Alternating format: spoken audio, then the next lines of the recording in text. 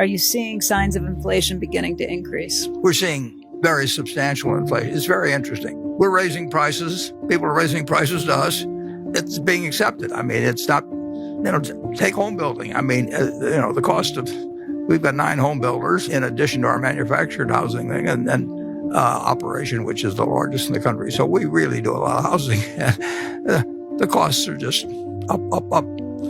Steel costs, just every day, they're going up. And there hasn't yet been, because the wage stuff follows. I mean, if the UAW writes a 3-year contract, we got a 3-year contract. But if you're buying steel at General Motors or someplace, you're paying more every day. So it's an economy really, it's red hot. I mean, and we weren't expecting it. I mean, all our companies, when they thought when we're allowed to go back to work, at our various operations, we closed the furniture stores. I mentioned, they were closed for 6 weeks or so on average, and they didn't know what was going to happen when they opened. And they can't stop people from buying things. Every week I call, Bumpkin calls me, and we go over day by day what happened at 3 different stores in Chicago and Kansas City and Dallas, and it just won't stop. People have money in their pocket, and they pay higher prices. And when carpet prices go up in a month or two, they announced a price increase for our costs are going up. Supply chains all screwed up, for all kinds of people. But it's almost a buying frenzy, except certain areas you can't buy yet. You really can't buy international air travel, and so the money is being diverted from a piece of the economy into the rest, and everybody's got more cash in their pocket than, except for, meanwhile, it's a terrible situation for a percentage of the people. This suit, I haven't worn a suit, for a year practically, and that means that the dry cleaner nurse just went out of business. I mean, and nobody's bringing in suits in to get dry cleaned, and nobody's bringing in white shirts. The place where my wife goes, the small business person, if you didn't have takeout and delivery services for restaurants, you got killed. On the other hand, if you've got takeout facilities, you've done, same source sales of Dairy Queen are up a whole lot, and they adapted them.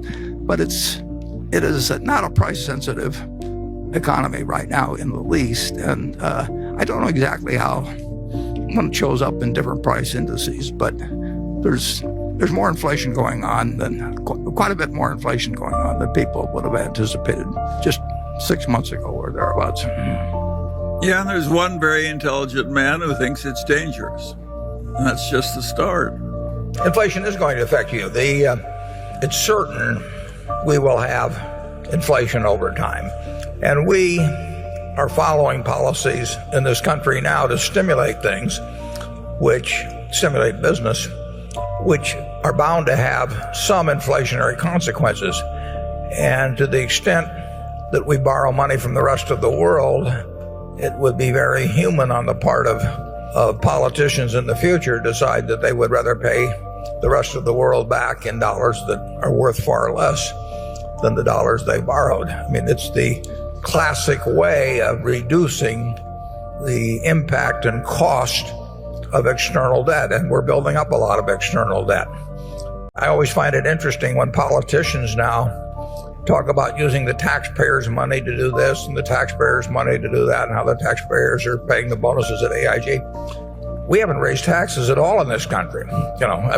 Taxpayers are paying nothing beyond what they were paying a couple of years ago. As a matter of fact, the federal revenues this year, which were close to $2.6 trillion a couple of years ago, maybe more like $2.3 trillion. So we are taking less money from the taxpayers. The people who are really paying for the things we're doing now will probably be the people who are buying fixed dollar investments, much of it from the U.S. government, and who will find the purchasing power when they go to redeem those investments to be far less. So you might say that the AIG bonus is probably the Chinese are the people that are ultimately paying the most in terms of the loss of purchasing power they will have with their holdings of government bonds, U.S. government bonds many years down the road. But it sounds better to say the taxpayer than to say the Chinese are paying for it. It's an interesting situation. I read that comment every day about how the taxpayers are doing this and that. I haven't had my taxes raised. You haven't had your taxes raised. They're giving me $250 back here pretty soon. Yet taxpayers haven't paid anything so far. And my guess is that the ultimate price of much of this will be paid by a shrinkage in the real value of fixed dollar investments down the road. And that will be the easiest thing to do. And if it's the easiest thing to do, it's the most likely thing to have happen. So you will see plenty of inflation. Now, the best protection against inflation is your own earning power. If you're the best teacher, if you're the best surgeon, if you're the best lawyer, whatever it may be, you will command a given part of other people's production of goods and services, no matter what the currency is, whether it's seashells or Reichsmarks or dollars. So your own earning power is the best by far. If you're the best journalist, whatever it may be, you will get your share of the national economic pie, regardless of the value of whatever the currency may be as measured against some earlier standard. The second best protection is a wonderful business. If you own the Coca-Cola trademark company, you will get a given portion of people's labor 20 years from now and 50 years from now for your product, and it doesn't make any difference what's happened to the price level generally, because people will give up 3 minutes of labor, 5, whatever it may be, to enjoy, 12 ounces of a product they like. So those are the great assets, your own earning power first, and then the earning power of a wonderful business that does not require heavy capital investment. If it requires heavy capital investment, you get killed in inflation. And with those guidelines, I would tell you the best thing to do is invest in yourself. Yes, the young man should become a brain surgeon and invest in Coca-Cola instead of government bonds. If you discount it back, and you're discounting at present interest rates, stocks are very, very cheap. Now, the question is what interest rates do over time.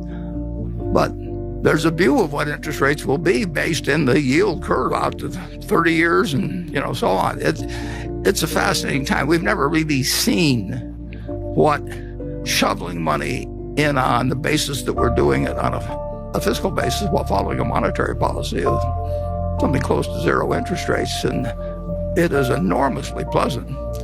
But in economics, there's one thing always to remember. You can never do one thing. You always have to say, and then what? And we're sending out huge sums. the president said it on Wednesday, 85% of the people were going to get a $1,400 check, or 85%. And a couple of years ago, we were saying 40% of the people never could come up with $400 of cash. So we've got 85% of the people getting those sums.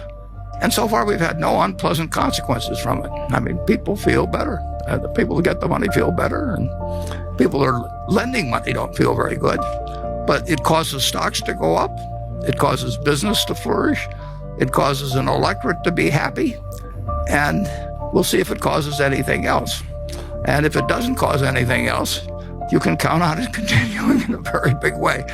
But there are consequences to everything in economics. That is why the Googles and the Apples, when we don't own Google, we don't own Microsoft, but they are incredible companies in terms of what they earn on capital. They don't require a lot of capital, and they gush out more money. And if you're trying to find bonds that gush out more money from the federal government, we got $100 billion that's gushing out, $30 or $40 million a year, or whatever it may be, depending on the short-term rates. So that puts the pressure on, which is exactly, of course, what the monetary authorities want done. They're pushing the economy and they're doing it in Europe, even more extreme. And they're pushing, and we're aiding it with fiscal policy, and people feel good, and people have become numb to numbers. Trillions don't mean anything to anybody. And $1,400 does mean something to them. So we'll see where it all leads. But Charlie and I consider it the most interesting movie by far we've ever seen in terms of economics, don't we, Charlie? Yes, and the professional economists, of course, have been very surprised by what's happened. It reminds me of what Churchill said about Clement Attlee. He said he was a very modest man and had a great deal to be modest about. And that's exactly what's happened with the professional economists. They were so confident about everything. And it turns out the world is more complicated than they thought.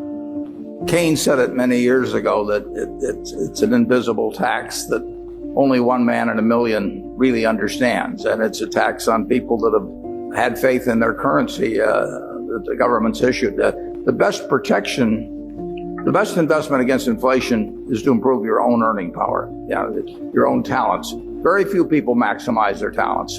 And if you increase your talents, they can't tax it while you're doing it. They can't take it away from you. So if you become more useful in your activities, your profession, doctor, lawyer, whatever it may be, that is the best protection against a currency that might decline at a rapid rate. And the best investment, passive investment, I think, is a good business.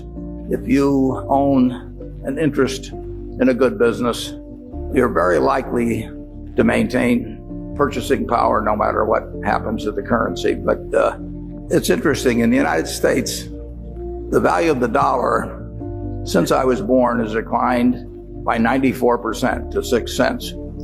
So inflation is a very cruel tax on people who believe in fixed dollars, but things can work out pretty well even during inflationary times. I mean, if somebody told me when I was born, that the dollar bill is going to go to 6 cents, I might have said, let me go back. I'm not interested in emerging into that kind of a world. But actually, it's worked out pretty well, so I have no complaints.